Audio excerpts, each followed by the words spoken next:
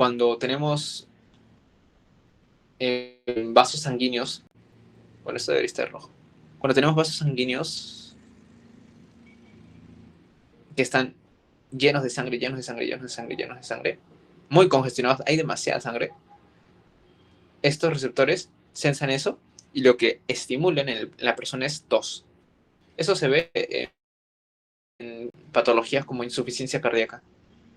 En insuficiencia cardíaca, el corazón no bombea bien la sangre se estanca en el corazón, se sigue estancando más y parte de la sangre finalmente es como que se estanca en el ventrículo izquierdo.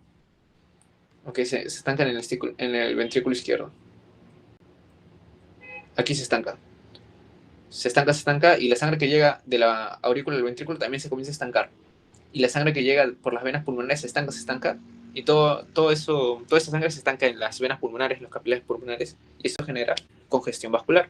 Los receptores capilares lo detectan, lo sensan y estimulan tos. El paciente va a estar tosiendo. ¿Ok? Eso para explicarlo un poco. Y luego tenemos los receptores propioceptivos, que más que todo es cuando nosotros realizamos movimientos. O sea, el hecho es nosotros hacer ejercicio, correr, saltar, estimulamos más que todo la inspiración. Más que todo por los movimientos. Son receptores de cambios en cuanto a nuestros usos musculares y todo ello.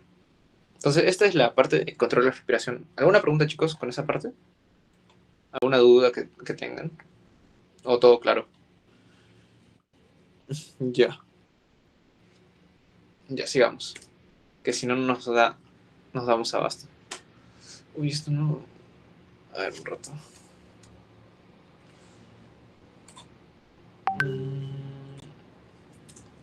Ya. Vamos a hablar un poco ahora de mecánica pulmonar. Que esto sí es muy importante que lo entiendan para que interioricen los procesos bajo los cuales nosotros inspiramos y expiramos. Cómo funciona principalmente la mecánica pulmonar. Primero vamos a hablar un poco de la presión intrapleural. La presión intrapleural más que todo va a ser una presión que se va a encontrar en nivel de la caja torácica y el pulmón. Entre la caja torácica y entre el pulmón, ese espacio va a generar una presión intrapleural, que más adelante veremos un poco sus valores y cómo es esto. También vamos a hablar un poco de los retrocesos elásticos. Nuestros propios pulmones tienen la tendencia a lo que vendría a ser colapsar y nuestra caja torácica la tendencia a expandirse sí, a expandirse. ¿Cómo es eso? Por ejemplo, aquí, cuando digo colapsar, es de que el pulmón tiende a hacerse lo más pequeño posible. Es como que su posición normal, natural, es el hecho de estar encogido, encogido, encogido, encogido. ¿Ok? Eso es lo normal en el pulmón. Entonces, eso es un retroceso elástico propio del pulmón. El pulmón tiene esa tendencia a encogerse. Mientras que la caja torácica, en nuestras costillas, todo ello, la pared costal tiene un retroceso elástico, pero ya no con la tendencia a colapsar o en otras palabras, a encogerse, sino a expandirse. Entonces, si esto se encoge y esto se expande, la caja torácica, aquí en el interior, ¿qué es lo que ocurre? Se estaría aumentando el volumen de aquí, ¿no es así? Es como que tengo así, y ahora lo que ocurre es de que la caja torácica se expande y el pulmón se encoge. El volumen que había acá se aumenta. Entonces, si aumentamos el volumen, aquí, según la ley de Boyle, si aumentamos el volumen, ¿qué es lo que ocurre con la presión? ¿Aumenta o disminuye?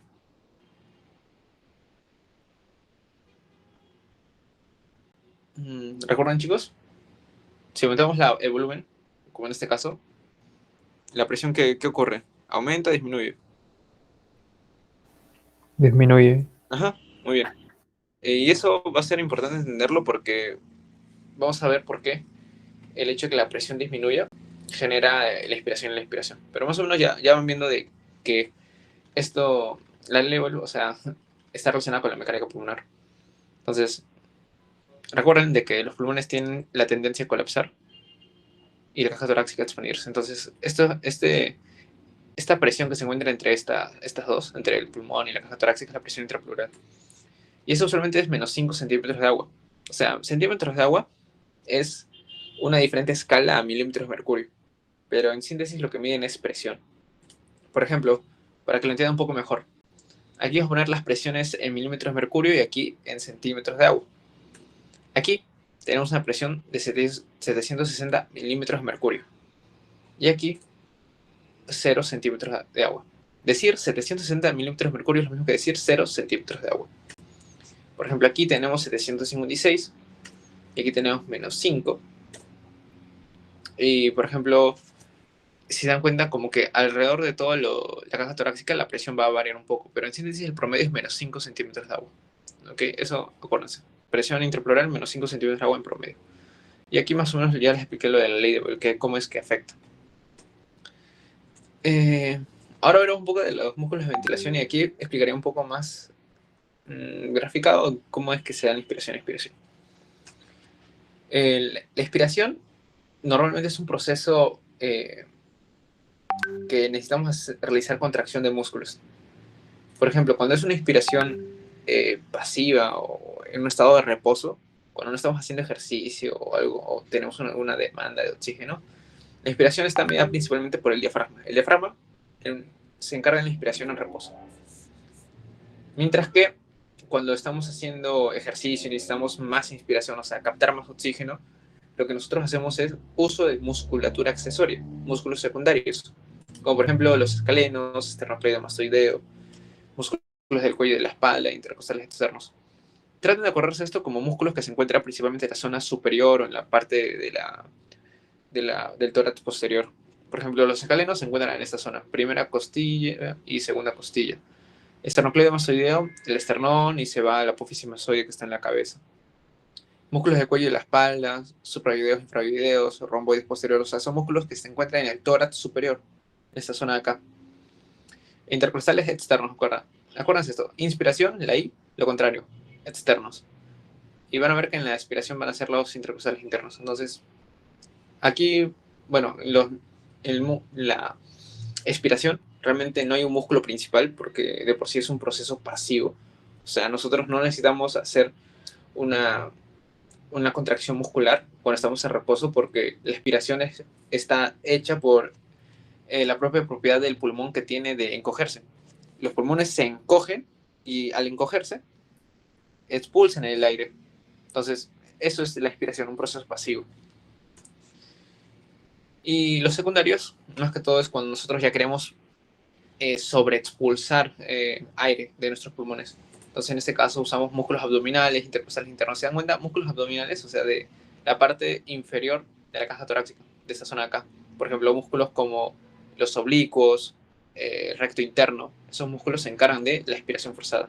Y los intercostales internos. Para que se acuerden, más que todo, rápido, músculos inspiratorios son músculos que encontramos en el cuello, en la altura superior, en la espalda, mientras que los que se encargan de la expiración forzada son músculos principalmente inferiores a nivel del abdomen. Así, de manera sencilla. Intercostales, lo contrario. Si es inspiración, intercostales externos, y si es expiración, intercostales internos. Aquí voy a tratar de dibujar un poco cómo es que se da los procesos de inspiración y expiración. Cuando nosotros hacemos inspiración, por ejemplo, estamos aquí en expiración. Hemos expirado todo y ahora nosotros queremos hacer inspiración. ¿Qué es lo que está ocurriendo con la caja torácica? Está aumentando su volumen, ¿no? Aquí, si se dan cuenta, está mucho más expandido. Entonces, lo que ocurrió es de que esto se expandió. Si aumentó el volumen, ¿qué ocurre con la presión? La presión disminuye. Aumentó su volumen y supongamos que la presión dentro de la caja torácica, que normalmente era 0, bueno, 760, ha disminuido a 750, supongamos, 750. Y la presión en el ambiente es de 760. Recuerden lo siguiente, los gases, los fluidos, iones incluso se mueven por diferencia de gradientes o diferencia de concentraciones. Por ejemplo, si aquí tengo, supongamos, un montón de moléculas de oxígeno y aquí un poquito, estas moléculas se van a mover de mayor concentración a menor en esa dirección. ¿Ok? Igual, si acá hay mayor presión de oxígeno y aquí una poquita, se van a mover en esta dirección. Entonces, cuando nosotros hacemos una contracción del diafragma, o sea, descendemos el diafragma y por consecuencia aumentamos el volumen, lo que estamos haciendo al aumentar el volumen es disminuir la presión dentro de la caja torácica en general. Disminuimos la presión dentro de la caja torácica y esta presión se vuelve menor a la del ambiente. Por lo tanto, los gases se movilizan hacia dentro de nuestros pulmones. Por esto que les expliqué, que los gases se mueven de mayor concentración a menor concentración. Se llena de oxígeno hasta que se iguala la presión y luego lo que ocurre es se relaja. Disminuimos el volumen, aumentamos la presión y cuando la presión dentro de aquí es mayor, por ejemplo acá es 760 en el ambiente y aquí la presión comienza a aumentar de 750 a sumamos 762, los gases de aquí son expulsados porque acá hay mayor presión y acá hay menos. Se expulsan los gases. Entonces, eso es lo que ocurre más que todo. Los procesos de inspiración y expiración se explican por la ley de Boyle. El hecho de que nosotros realicemos la contracción del diafragma genera de que el volumen de la caja torácica aumente. Si aumenta el volumen, disminuye la presión. Como la presión dentro de la caja torácica es menor en comparación al ambiente, los gases que están en el ambiente ingresan por la diferencia de presiones. Ingresan, intercambio gaseoso, luego nosotros relajamos los músculos, disminuimos el volumen, si disminuimos el volumen aumentamos la presión dentro de la caja torácica es mayor que la del ambiente, entonces los gases salen.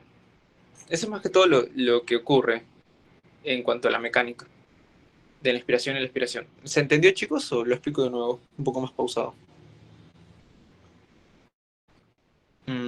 Ya Sofía lo entendió. ¿Alguien no entendió para repetirlo en todo caso, chicos? No, esta parte sí quedó claro. Ya, entonces, más o menos, eso quiero que corran. La ley de Boyle por eso es importante. Por eso le expliqué la ley de Boyle. Luego le expliqué también lo de la ley de Charles y la ley de Dalton. Entonces, eso es lo importante aquí. Y recuérdense principalmente los músculos inspiratorios y expiratorios. Y sobre todo también la tendencia que tiene el pulmón a colapsar. Esto de aquí, por ejemplo, cuando hay una herida en la caja torácica con una navaja, una arma blanca, lo que ocurre es de que se rompe la caja torácica, hay un conducto, supongamos, o sea, hay la presión del ambiente puede ingresar fácilmente a la presión interpulmonar y hay una descompensación más que todo y finalmente los pulmones colapsan, se chupan, hay una telectasia en los pulmones. Eso más que todo lo van a ver después. Pero eso es más que todo la tendencia que tiene el pulmón a colapsar. Pero no ocurre más que todo por la caja torácica que impide eso. Entonces, vamos a ver ahora otras propiedades estáticas del pulmón, como pueden ser la elasticidad y la distensibilidad.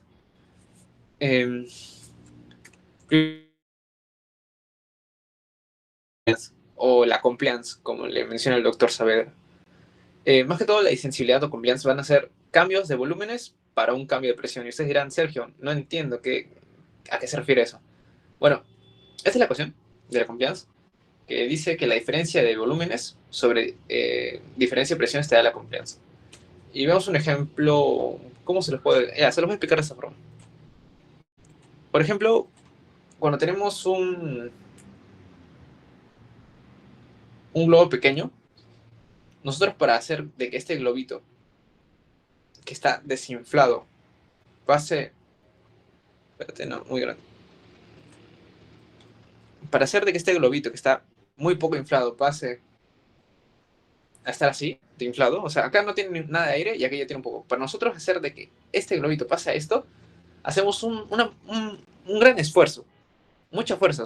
¿Recuerdan cuando ustedes intentan inflar un globo? Es como que expiran, pero hasta, incluso a veces no pueden ni siquiera inflarlo. Entonces, hacemos mucho esfuerzo. O sea, en otras palabras, hacemos mucha presión para generar un cambio de volumen pequeño, un pequeñito cambio de volumen.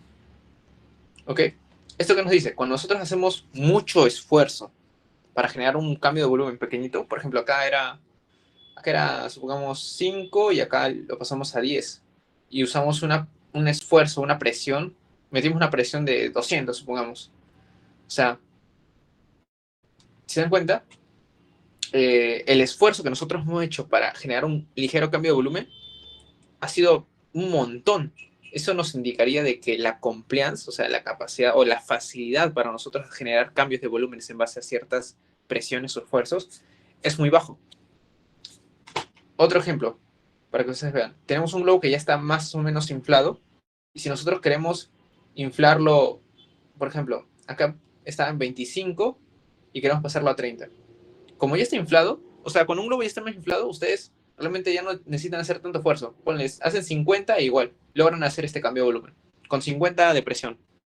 Entonces, si dan cuenta, aquí hemos usado menor presión y hemos logrado el mismo cambio de volumen. O sea, hemos aumentado el volumen en la misma cantidad, pero ejerciendo menor presión. Entonces, ¿qué es lo que nos dice aquí? De que aquí hay una compliance elevada y aquí hay una compliance baja. ¿Entienden eso? Compliance es la facilidad que nosotros tenemos para nosotros cambiar el volumen de un objeto con una determinada presión o un determinado esfuerzo. Eso es la compliance. Cuando un alveolo tiene una compliance elevada, significa que nosotros hacemos un mínimo esfuerzo y lo podemos llenar de aire fácilmente. O sea, hacemos una inspiración despacito y lo hemos inflado. Pero supongamos que nuestra compliance, la facilidad con la que tenemos de llenar un alveolo de aire, está baja. ¿Qué es lo que ocurre? Nosotros hacemos un gran esfuerzo, respiramos así con fuerza, usamos todos nuestros músculos accesorios, lo que sea, y para hacer este mismo cambio, no vamos a poder lograrlo. Simplemente hacemos esto, con un montón de esfuerzo, porque la compliance está muy baja. La distensibilidad, la facilidad con la que se puede abrir el alveolo es muy baja. ¿Se entendió eso, la definición compliance? O sea, ¿qué tan fácil nosotros podemos insuflar un alveolo? Eso es la compliance. Entonces, por ejemplo, si ustedes le dicen en qué casos la compliance está aumentada, por ejemplo, ustedes podrían mencionar cuando un alveolo tiene surfactante adecuado, supongamos que es un factor tensioactivo, pero lo que usualmente preguntan es cuando la compliance está disminuida, que es algo patológico. Cuando hay poca compliance, cuando los pulmones les es difícil finalmente, o los alveolos les es difícil llenarse de aire. Eso es, por ejemplo, en fibrosis, que ahorita veremos un poco. Entonces, esta es la compliance. Repásenlo, es una propiedad muy entendible si usan el ejemplo de los globos que les dije. O sea, un globo así, sin nada de aire, y intentas llenarlo con un poquito de aire, les cuesta un montón. Pero cuando ya tiene aire, ya está insuflado bastante, y quieres llenarlo de un poquito más, es bien fácil. O sea, la compliance es diferente. Entonces, aquí tenemos un gráfico que más que todo relaciona la compliance. Aquí vemos de que este va a ejemplificar el cambio de volumen y aquí va a ejemplificar la presión transpulmonar que se ejerce. Por ejemplo, en un enfisema, que es cuando los alvéolos, sus paredes de los alvéolos están rotas, o sea, es como que la propia rigidez que tenían los alvéolos, por ejemplo, un alvéolo era así y en un enfisema el alvéolo está así, porque hay destrucción de las paredes y como que se puede inflar más. En estos casos de enfisema, la distensibilidad es más elevada, porque no hay tanta restricción en cuanto a poder insuflarlos. Pero en los casos de fibrosis, en los cuales el alvéolo, hay un depósito de tejido conectivo alrededor de los alvéolos y lo vuelven bien rígidos, en esos casos, el alvéolo se queda de este tamaño. No importa que lo insufles, realmente los cambios no van a ser tan grandes en cuanto a su volumen. Entonces, un caso de aumento de la compliance es el enfisema y un caso de disminución es la fibrosis pulmonar. Por ejemplo, si les preguntan en qué casos se disminuye la compliance, fibrosis pulmonar. Es lo que podrían ustedes mencionar.